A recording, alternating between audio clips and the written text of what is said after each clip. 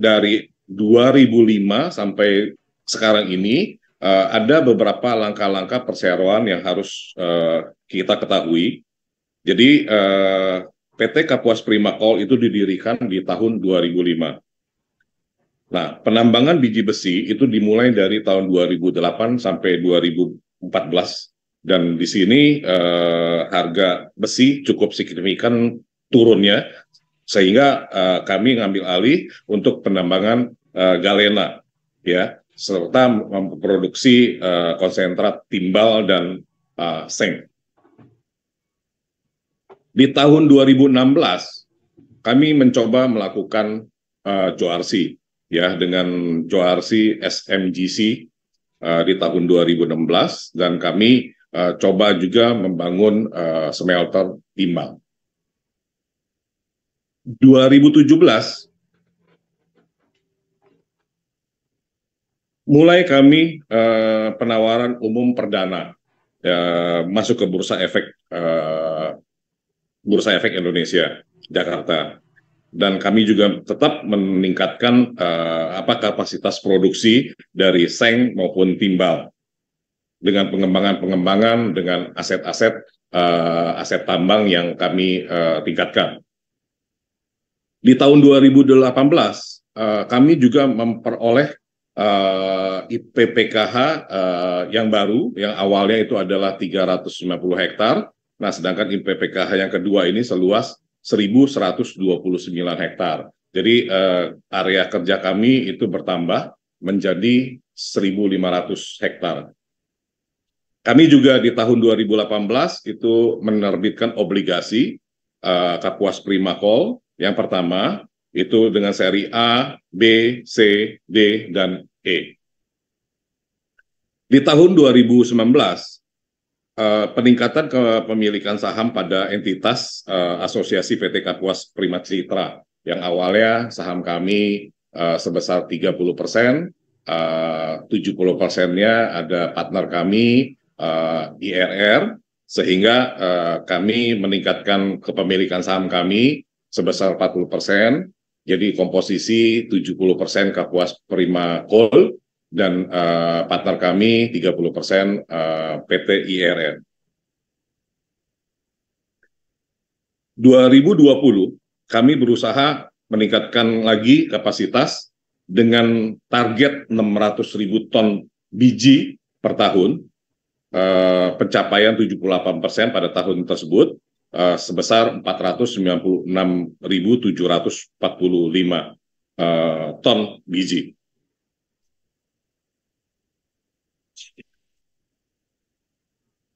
Dan di sini kita lihat manajemen perseroan.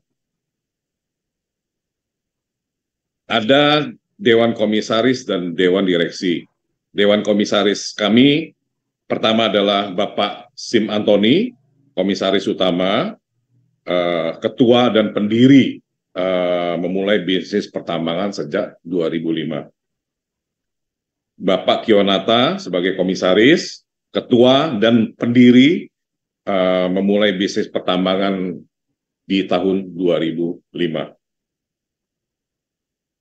Dan Pak Bambang Giri Arianto selaku Komisaris Independen, beliau menjabat sebagai Purnawirawan Polri. Sedangkan jajaran Dewan Direksi, saya, Haryanto Wijaya, yang memiliki pengalaman kurang lebih 20 tahun dalam hal manajerial, dan Pak Hendra Susanto William selaku Direktur, memiliki pengalaman lebih dari 10 tahun di bidang keuangan dan akuntansi. Dan tadi disebutkan sebelah kiri saya, Ibu Evelyn, diangkat sebagai Direksi Pertambangan Kapuas Prima Coal dengan RUPS terbatas per Juni 2021. Dan yang terakhir adalah Pak Padli sebagai Direktur, Spesialis Pertambangan yang berpengalaman berlisensi sejak tahun 1998.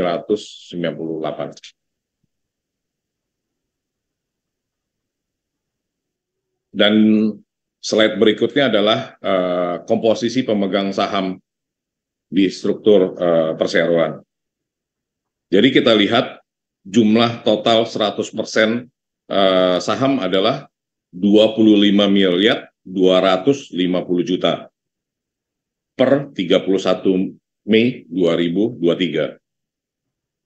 Yang dimiliki pertama adalah PT Sarana Inti Selaras sebesar 9,8%,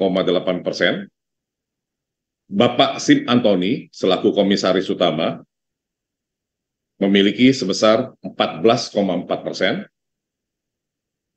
Bapak Kionata selaku komisaris memiliki saham sebesar 12,3%, Bapak Harun Sujatmiko sebesar 9,6%, Bapak William memiliki saham sebesar 9,2%, Bapak Budi Mulyo Utomo memiliki saham sebesar 10,1%, dan yang terakhir adalah publik masyarakat sebesar 34,6%. Nah, sedangkan untuk yang smelter kami, PB, itu PT Kapuas Prima Citra, dengan komposisi saham Kapuas Prima Coal Tbk sebesar 70%, PT IRR atau disebut juga Indonesia Royal Resource sebesar 30%.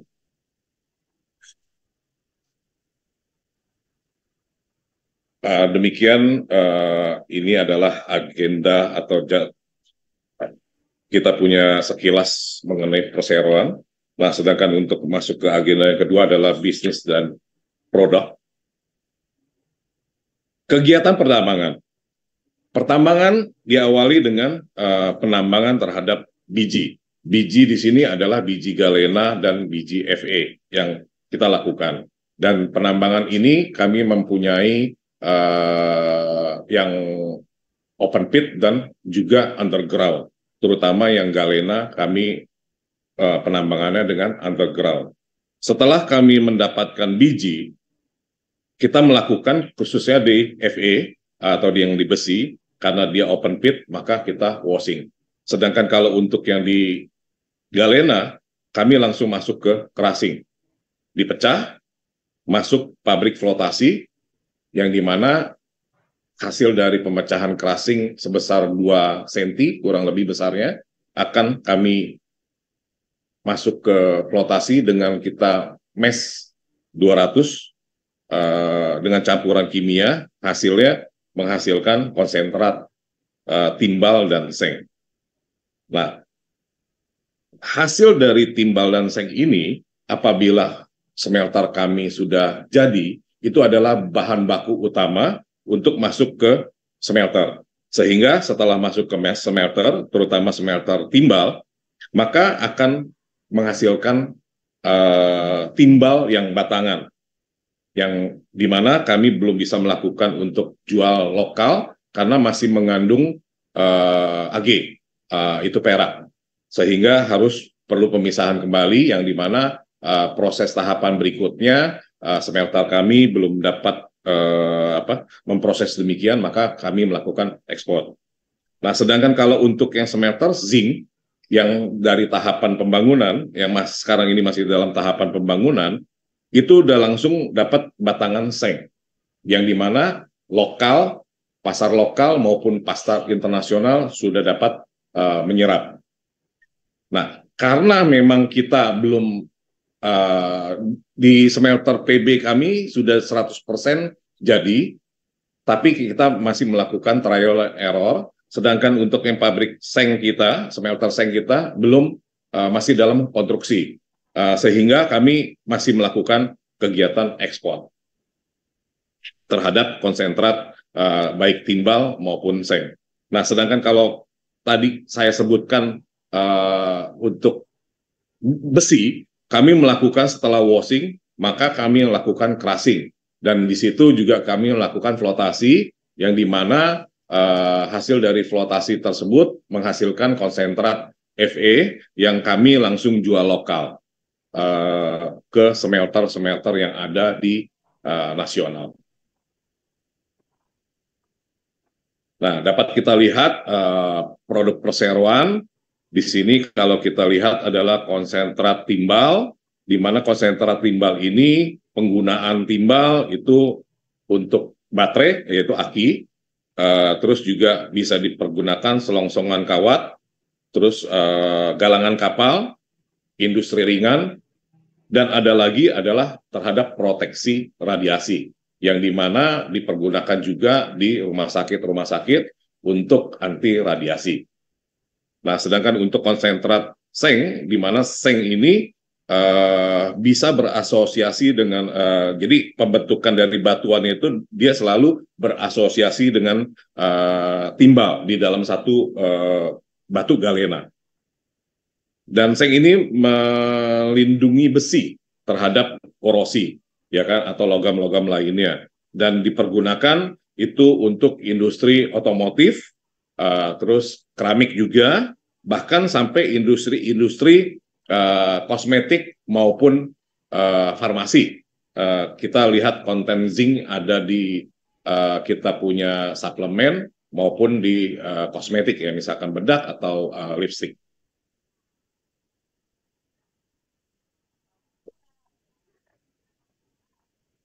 Nah, kalau kita lihat di sini, kalau kita tahu bahwa memang besi itu adalah untuk konstruksi, ya, jadi untuk penggunaan-penggunaan terhadap industri berbasis konstruksi, baik perumahan, apa namanya, pengelolaan dari beton atau biji baja untuk pembangunan pabrik baja. Nah, sedangkan kalau yang terakhir adalah perak. Perak yang kita kenal, perak ini adalah sejenis logam mulia juga, dipergunakan untuk perhiasan, dan juga banyak bahan-bahan solar panel, dan kita tahu juga dipergunakan untuk rumah tangga, seperti garpu, piring maupun teko dari perak.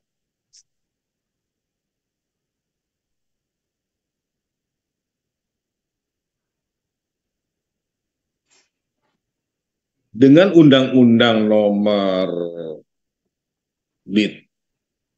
dengan Undang-Undang 10 Juni 2023, di mana harus ada pemurnian, maka apabila pembangunan smelter belum dapat terselesaikan di tanggal 10 Juni tersebut, maka di stop ekspor. Tapi dengan adanya kebijakan dari pemerintah, di tanggal 11 Juni, salah satu perusahaan kami itu mendapatkan relaksasi ekspor yang berkelanjutan sampai ke 31 Mei 2023, 2024. Karena di sini kami berkomitmen serius dan konsisten untuk membangun smelter, di mana memang di Kapuas Prima Citra kemajuan fisik smelter kami udah 100%, sedangkan kemajuan fisik smelter seng PT Kobar Lamandau Mineral per Februari 2023 sebesar 89,65%. Jadi ketentuan relaksasi ini adalah bagi pemegang IUP yang sedang membangun, berkomitmen serius menyelesaikan pembangunan smelter, itu dapat tetap menjual ekspor sampai dengan 31 Mei 2024. Dengan memperhatikan kemajuan fisik pembangunan fasilitas pemurnian atau smelter, itu sedikitnya 50% pada tanggal 31 Januari 2023. Bahkan kami berdasarkan verifikasi di bulan Juni kemarin, smelter seng atau PT Kobar Lamandau Mineral udah mencapai 90,6%.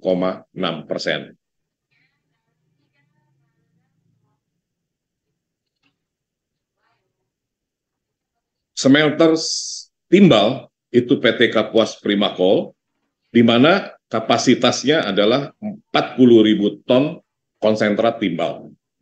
Dia menghasilkan 20.000 ton buyon dengan kadar 99,5%. Teknologinya adalah dengan teknologi pirometalurgi. Awal pembangunan kami di tahun 2017 dan kami selesaikan di 2022 dengan total investasi 15 juta US dollar. Sedangkan smelter zinc PT Kapuas Kobar Lamando Mineral, kapasitas untuk konsentrat inputnya, konsentrat zinc itu sebesar 81.000. Estimasi pertama kita selesaikan harusnya di bulan Juni tahun 2023 karena disebabkan ada COVID dan beberapa hambatan karena kita mempergunakan kontraktor dari China, maka ada hambatan-hambatan secara logistik maupun teknologi. Jadi estimasi awal kami rubah menjadi Q4 di 2024 dapat beroperasi. Teknologi yang dipergunakan adalah teknologi hidrometalurgi dengan investasi 25 juta US dollar.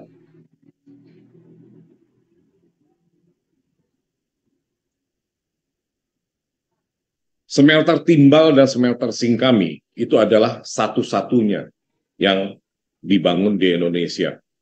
Dan dalam waktu dekat kami berdoa untuk segera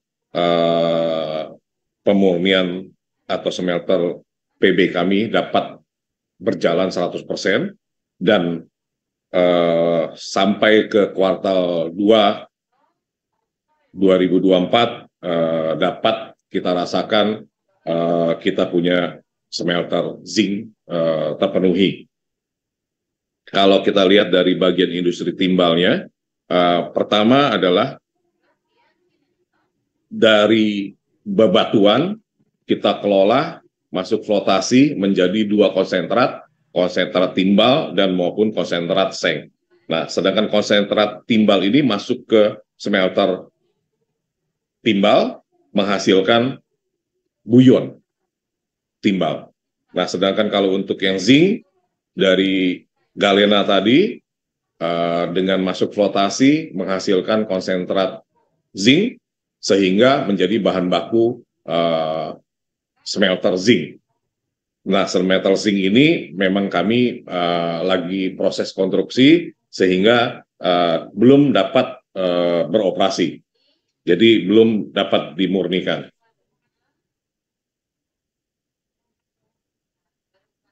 Agenda yang ketiga adalah kinerja perseroan.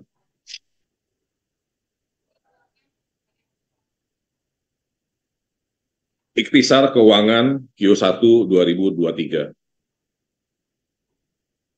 Zinc membukukan penjualan sebesar 151,3 miliar pada Q1 2023. Kalau year on year kita turun 26%.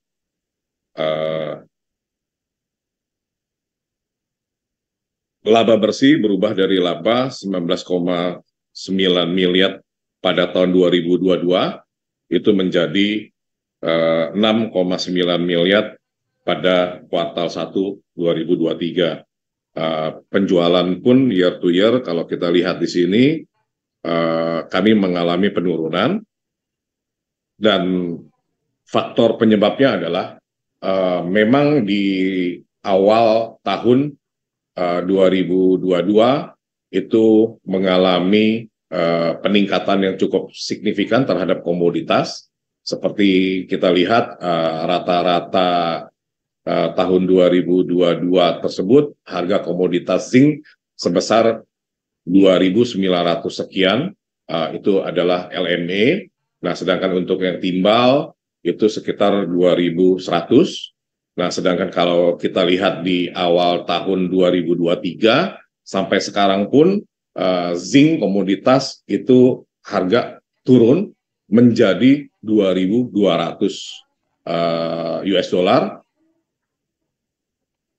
Sedangkan timbal itu masih agak stabil. Dia main di 2.000 sampai 2.100. Sedangkan untuk yang perak kita tahu memang dia adalah sejenis logam mulia, sehingga harganya pun cukup stabil antara 19 sampai 22 dolar per troy ounce. Neraca dan rasio keuangan. Kalau kita lihat di sini kan kuartal 1 di 2022 berbanding dengan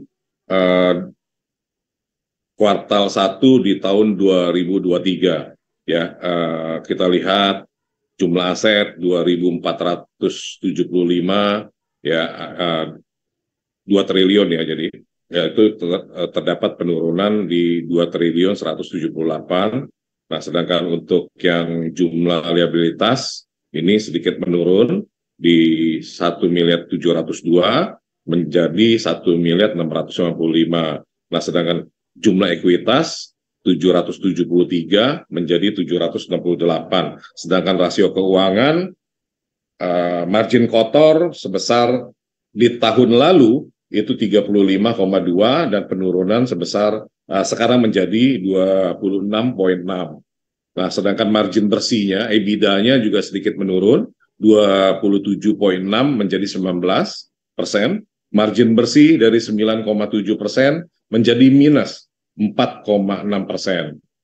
Nah, rasio lancarnya 0,97 kali di tahun lalu, di tahun 2023 menjadi 0,81 kali.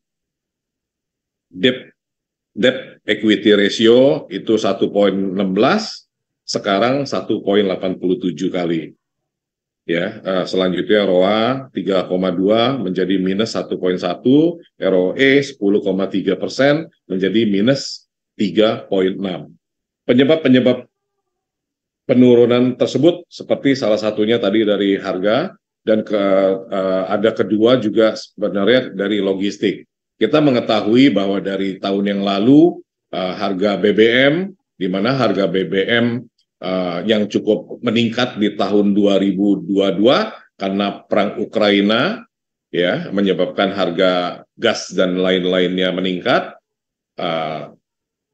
sampai sekarang pun masih belum balik seperti sebelum perang Ukraina. Jadi seperti BBM pun masih di harga 15.000 liter, sedangkan untuk logistik, kapal, tongkang, itu semuanya ada domino efek terhadap peningkatan harga tersebut.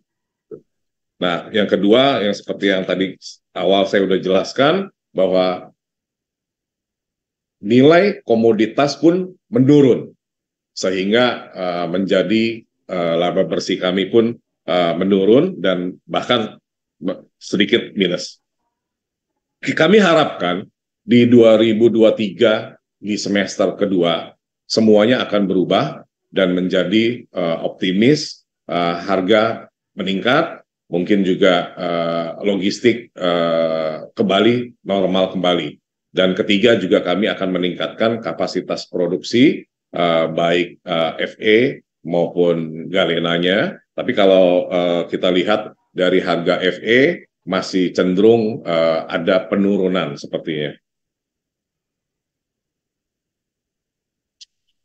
Agenda keempat adalah pasar global.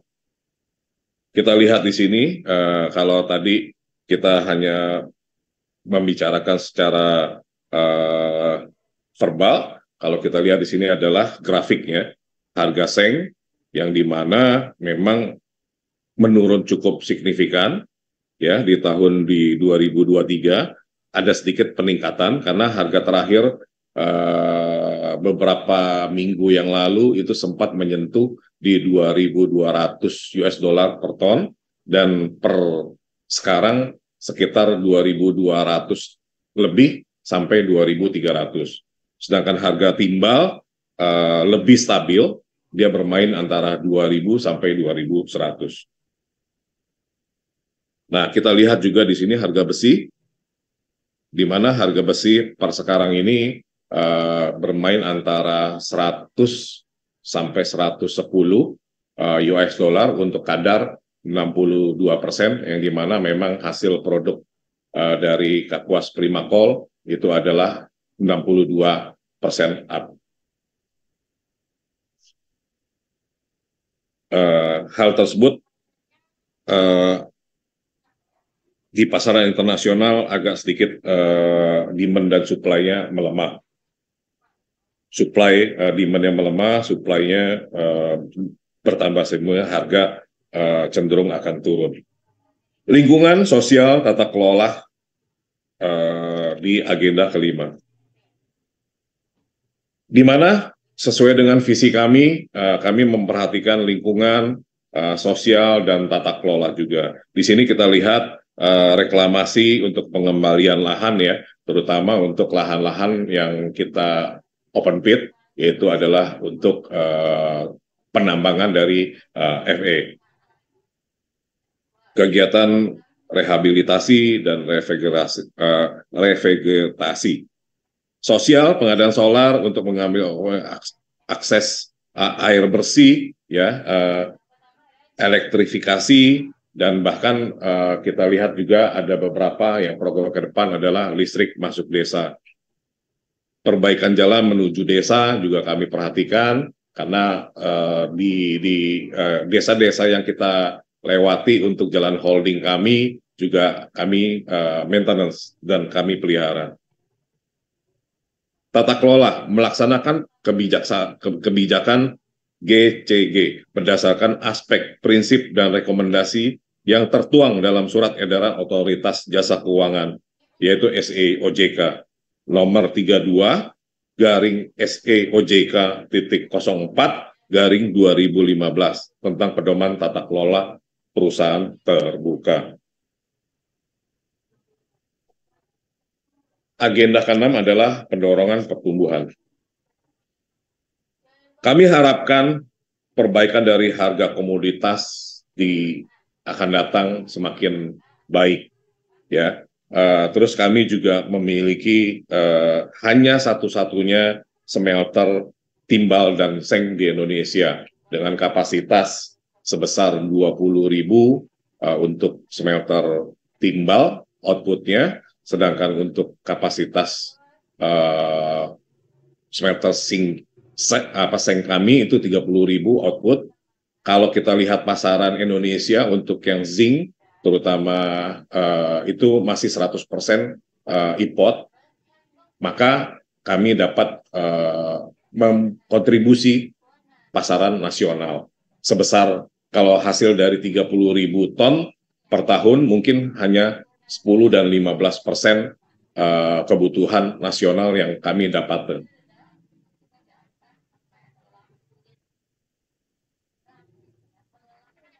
Yang tadi kita udah jelaskan juga bahwa dari produknya kami itu dapat beberapa turunan dari industri-industri yang ada di Indonesia. Meningkatnya permintaan logam, sehingga harga tetap harus meningkat. Demikian paparan publik PT Kapuas Primakol di tahun 2023.